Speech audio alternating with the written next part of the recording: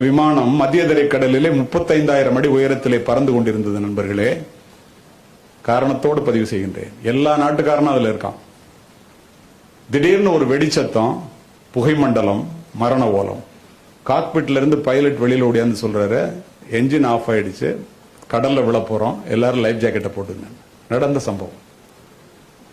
துணை விமானி மட்டும் விடாம என்ஜின் ஆன் பண்ணி பார்த்துட்டு இருக்கான். 20,000 அடி உயரத்துக்கு வந்துருச்சு. மயான அமைதி. யாராவது அதுக்கப்புறம் பேச முடியுமா? அடுத்தது 5,000 அடிக்கு வந்துருச்சு. துணை விமானி வெளியில ஓடியாந்து லைட் எரியுது, கிரீன் லைட்டுங்கிறான். விமானி போய் காக்பிட்ல உட்காந்து முயற்சி பண்றான். தண்ணீரை தொட இருந்த விமானத்தினுடைய என்ஜின் ஆன் ஆகிக்குது. தண்ணீரை தொடாம மேலே ஏற்றி பக்கத்து நாட்டிலே தரையிறக்குகின்றார்கள். Emergency landing. பத்திரிகை துறை நண்பர்கள் எல்லாரும் கேட்கறான், கடைசி இறப்பினுடைய விளிம்புக்கே போயிட்டு வந்துட்டீங்களே, கடைசியா என்ன நினைச்சீங்க? ஒருத்தன் மனைவியை சொல்றான், ஒருத்தன் நாட்டை சொல்றான், ஒருத்தன் வீட்டை சொல்றான், ஒருத்தன் பேங்க் பேலன்ஸை சொல்றான்.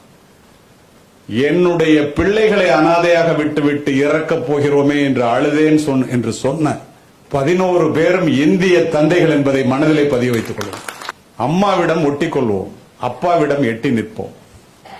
அம்மாவினுடைய அன்பு வெளிப்படையானது, அப்பாவினுடைய அன்பு வெளியே தெரியாதது. சாப்பிடவா அப்படின்னு கூப்பிடுறது அம்மாவுடைய அன்பு. சாப்பிட உட்காரும் போதே புள்ள சாப்பிட்டானு கேட்டுட்டு உட்கார்றது அப்பாவோட அன்பு. அம்மா தோசை மாதிரி இங்க சாப்பிட்டோன்னு ருசி தெரியும். அப்பா தோசைக்கல் மாதிரி என்ன சூடு படுறாருங்கிறது ஒருத்தனுக்கும் தெரியாது. சொல்லனாக்க வேற யாராவது சொன்னதான் தெரியும். உங்களை வளர்ப்பதற்காக, உன்னை படிக்க வைப்பதற்காக எத்தனை பேரிடம் கடன் பட்டிருப்பார். அந்த கடன்களை அடைக்க முடியாமல் எத்தனை அவமானங்களை சந்தித்திருப்பார். எத்தனை இரவுகளை கண்ணீரிலே கழித்திருப்பார். அத்துணை சூழ்நிலையிலும் நீ என்னோட வேலைக்கு வாடா இந்தியாவிலன்னு சொல்லாம நீ போடா வெளிநாட்டுக்கு, நீ போய் அங்க போய் வேலை பாடுற, ஒரு புள்ள போனான்னா வெளியில இந்த குடும்பம் தலை நிமிர்ந்து நிற்கும் என்று நினைத்து அனுப்பியவர்கள் உன்னுடைய தந்தைகள். மறுக்க முடியுமா? யாராவது சிந்தித்து பாருங்கள்.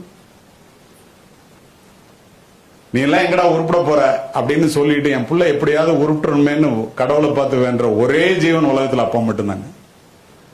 5 வயசுல அப்பா ஹீரோவா தெரிவாரு, 20 வயசுல எதிரியா தெரிவாரு, 40 வயசுல தெய்வமா தெரிவாரு.